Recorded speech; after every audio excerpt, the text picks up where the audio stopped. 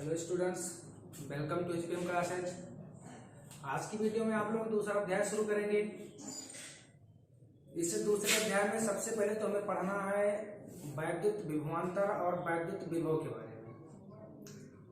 लेकिन वैद्युत विभवांतर और वैद्युत विभव को पढ़ने से पहले हमें यह जानना जरूरी है कि वैद्युत विभवांतर या वैद्युत विभव का हम क्या उपयोग करेंगे, या वैद्युत विभव का उपयोग किस लिए किया जाता है, या इसको पढ़ने की हमें आवश्यकता क्या है, किस काम के लिए इसको हम प्रयोग में लेकर के आते हैं, यह जानना बहुत जरूरी है। हमने आपको पहले अभ्यास में वैद्युत क्षेत्र बताया था। मान लीजिए यहां पर कहीं 5 कूलाम का कोई वैद्युत आवेश रखा हुआ है, तो इस 5 कूलाम के आवेश के कारण इसके चारों ओर वैद्युत क्षेत्र उत्पन्न होगा। और उस मान लीजिए हम ये मान रहे हैं कि इस 5 कूलाम आवेश के कारण यहां तक पूरा वैद्युत क्षेत्र हमें प्राप्त हो रहा है। तो इस वैद्युत क्षेत्र को हम कैसे ज्ञात करेंगे? उस वैद्युत क्षेत्र को ज्ञात करने के लिए हमारे पास 2 विधियां हैं। पहली विधि तो हमारे पास है वैद्युत क्षेत्र की तीव्रता कैपिटल ई के द्वारा, और जो दूसरी विधि हमारे पास है वो है वैद्युत विभव V के द्वारा। कहने का मतलब ये हुआ कि किसी वैद्युत आवेश के कारण प्राप्त होने वाले या उत्पन्न होने वाले वैद्युत क्षेत्र को ज्ञात करने के लिए हम वैद्युत क्षेत्र की तीव्रता और वैद्युत विभव का उपयोग करते हैं। कहने का मतलब ये हुआ कि वैद्युत विभव का जो उपयोग होगा वो किसी आवेश के कारण वैद्युत क्षेत्र का मान प्राप्त करने के लिए हमें उसकी आवश्यकता पड़ेगी। अब उसके बाद फिर आपको जानना यह है कि वैद्युत विभव कहते किसे हैं। हमने यहाँ पर ले रखा है कि वैद्युत विभव तथा वैद्युत विभवांतर। वैद्युत विभव और वैद्युत विभवांतर के बीच अंतर क्या है, और वैद्युत विभव हम किसे कहते हैं तथा वैद्युत विभवांतर किसे कहते हैं, ये दोनों आपको जानना बहुत ही जरूरी है। सामान्य रूप से अगर देखा जाए तो वैद्युत विभव और वैद्युत विभवांतर दोनों का मात्रक एक है, दोनों का संकेतांक एक है, काम भी दोनों एक ही करते हैं। किसी परीक्षण आवेश को एक बिंदु से दूसरे बिंदु तक लेकर के आते हैं। वैद्युत विभव में वही प्रक्रिया होती है और वैद्युत विभवांतर में भी वही प्रक्रिया होती है, लेकिन इन दोनों प्रक्रियाओं में सिर्फ इतना अंतर होता है, जब हम वैद्युत विभवांतर पढ़ेंगे तब किसी परीक्षण आवेश को वैद्युत क्षेत्र के भीतर एक बिंदु से दूसरे बिंदु तक लेकर के जाते हैं, और जब हम वैद्युत विभव पढ़ेंगे तब हम परीक्षण आवेश को अनंत से वैद्युत क्षेत्र में किसी बिंदु तक लेकर के आते हैं। कहने का मतलब यह है कि वैद्युत विभव और वैद्युत विभवांतर में सिर्फ इतना अंतर है कि हम परीक्षण आवेश को एक में तो वैद्युत क्षेत्र में ही एक बिंदु से दूसरे बिंदु तक लेकर के आते हैं या लेकर के जाते हैं, और दूसरी प्रक्रिया में या वैद्युत विभव में हम परीक्षण आवेश को अनंत से वैद्युत क्षेत्र में किसी बिंदु तक लेकर के आते हैं। अब अगर मान लीजिए हमें वैद्युत विभव की परिभाषा लिखनी है कि वैद्युत विभव या वैद्युत विभवांतर हम किसे कहते हैं, चलिए पहले हम विभवांतर लिख रहे हैं। वैद्युत विभवांतर हम किसे कहेंगे, तो परिभाषा बनेगी हमारी किसी परीक्षण आवेश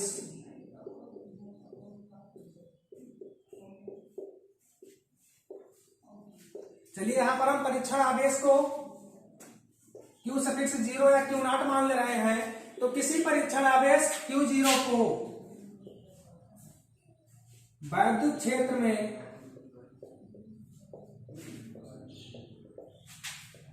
एक बिंदु से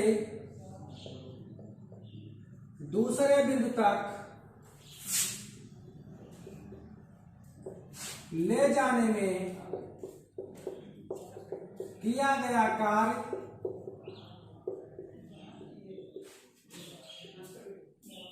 तथा परीक्षण आवेश के मान की निष्पत्ति को वैद्युत विभवांतर कहा जाता है या वैद्युत विभवांतर कहते हैं।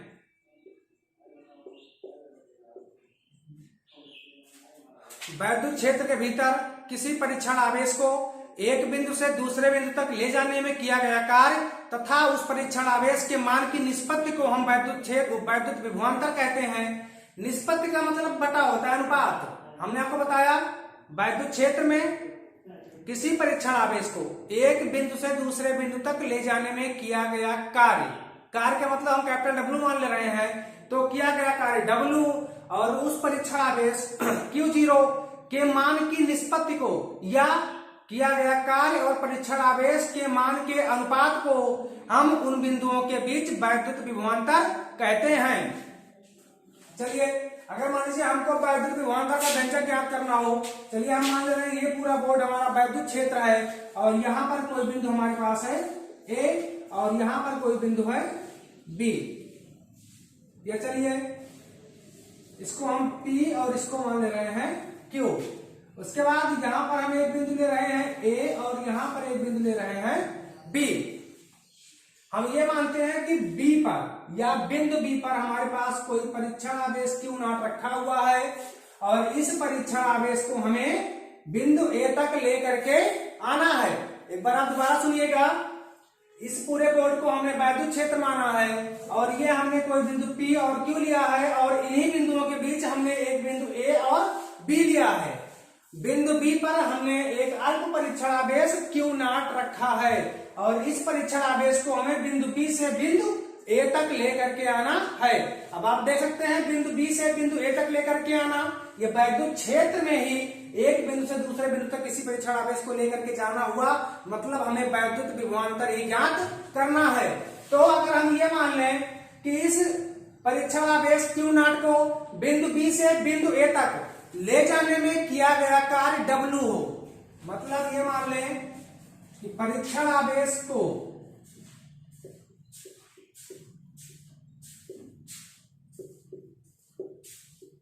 बिंदु B से A तक लाने में किया गया कार्य बराबर कैपिटल W। तब बिंदु A व B के बीच विभवांतर, तो जब विभवांतर हम निकालेंगे तो लिखेंगे बिंदुओं A व B के बीच विभवांतर, तब बिंदुओं A व B के बीच विभवांतर V∠B और -V∠A। विभवांतर मतलब बिंदु B से A के बीच या बिंदु B से बिंदु A तक हमें कुल विभवांतर कितना प्राप्त हुआ, तो हम बिंदु B पर जो हमको मिलेगा विभवांतर V∠B और बिंदु A पर जो मिलेगा V∠A, दोनों को घटा देंगे तो इसके बीच कुल कितना विभवांतर है ये हमें प्राप्त हो जाएगा। लेकिन हमने आपको परिभाषा में बताया किसी परीक्षण आवेश Q0 को वैद्युत क्षेत्र में एक बिंदु से दूसरे बिंदु तक ले जाने में किया गया कार्य को हम W माने हैं, तो कार्य यहाँ पे W तथा परीक्षण आवेश के मान की निष्पत्ति को हमने बताया, निष्पत्ति का मतलब बटा, और इसी को हम क्या कहेंगे, ये वैद्युत विभवांतर के लिए व्यंजक है और इसका मात्रक होता है जूल प्रति कूलाम, या इसे हम चाहे तो वोल्ट भी लिख सकते हैं। सामान्यतः हम वोल्ट का ही प्रयोग करते हैं क्योंकि एसआई प्रणाली में वैद्युत विभवांतर का मात्रक वोल्ट होता है। इसके बाद फिर हम चलते हैं वैद्युत विभव पर। वैद्युत विभव हमने आपको बताया था विभवांतर और विभव इन दोनों में सिर्फ इतना ही अंतर है कि विभवांतर में हम किसी परीक्षण आवेश को वैद्युत क्षेत्र के भीतर ही एक बिंदु से दूसरे बिंदु तक लेकर के जाते हैं, लेकिन वैद्युत विभव में हम किसी परीक्षण आवेश को अनंत से वैद्युत क्षेत्र में लेकर के आते हैं। तो अगर हमको वैद्युत विभव की परिभाषा लिखनी हो तो यहां लिखा जाएगा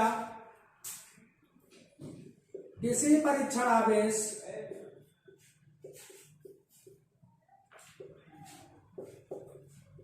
Q0 को अनंत से वैद्युत क्षेत्र के भीतर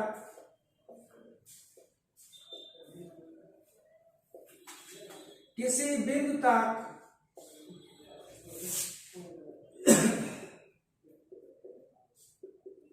लाने में किया गया कार्य तथा परीक्षण आवेश के मान की निष्पत्ति को वैद्युत विभव कहते हैं या कहा जाता है। मात्रक इसका भी वही होता है, जूल प्रति कूलाम या वोल्ट। व्यंजक वही लिखे हैं, कैपिटल वी से इसको व्यक्त करते हैं। अब चलिए हम ये मान ले रहे हैं कि कोई परीक्षण आवेश हमारे पास कौन सा है, Q नॉट। इस परीक्षण आवेश को हम अनंत से वैद्युत क्षेत्र में बिंदु A तक लेकर के आ रहे हैं। दोबारा सुनिएगा, हमने ये माना है हमारे पास कोई परीक्षण आवेश Q नॉट है और इस परीक्षण आवेश को हमें अनंत से वैद्युत क्षेत्र में बिंदु A तक लेकर के आना है। आप थोड़ा ध्यान दीजिएगा, जब परीक्षण आवेश को हम बिंदु B से बिंदु A तक लेकर के जा रहे थे तो हमने क्या दर्शाया था, V suffix B minus V suffix A। तो जब हम किसी परीक्षण आवेश Q नॉट को अनंत से वैद्युत क्षेत्र के भीतर बिंदु A तक लेकर के आएंगे तब क्या कहलाएगा, V सफिक्स नॉट नहीं, V सफिक्स इनफाइनाइट अनंत। और जब हमको अनंत की हमारे पास कोई सीमा नहीं है तो हम उस मान को नहीं लिखते, फिर हमारे पास बचा क्या, V सफिक्स A। तो हमें अनंत पर वैद्युत विभव का मान ही नहीं पता कितना होगा, तो हम इसको सीधे लिखेंगे V सफिक्स A या V बराबर किया गया कुल कार्य W और अपान परीक्षण आवेश इप्सिलॉन 0।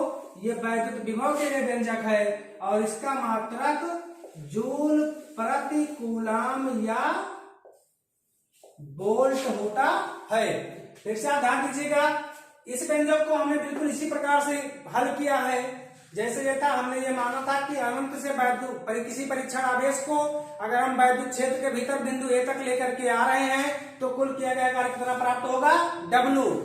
परिभाषा वही है, सिर्फ इतना ही परिवर्तन है। हमने आपको बार बार बताया कि एक प्रक्रिया में हम किसी परीक्षण आवेश को वैद्युत क्षेत्र के भीतर ही एक बिंदु से दूसरे बिंदु तक लेकर के आते हैं या लेकर जाते हैं, और वैद्युत विभव की प्रक्रिया में हम किसी परीक्षण आवेश को अनंत से वैद्युत क्षेत्र के भीतर किसी बिंदु तक लेकर के आते हैं।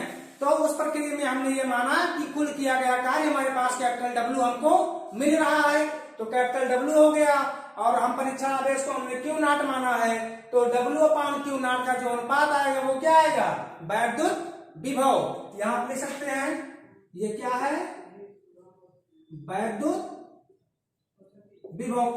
अगर इस पूरे वीडियो में आपको किसी भी जगह अगर कोई आपको दिक्कत होगी तो नीचे आप कमेंट करिएगा, अगले वीडियो में आपकी वो समस्या दूर की जाएगी।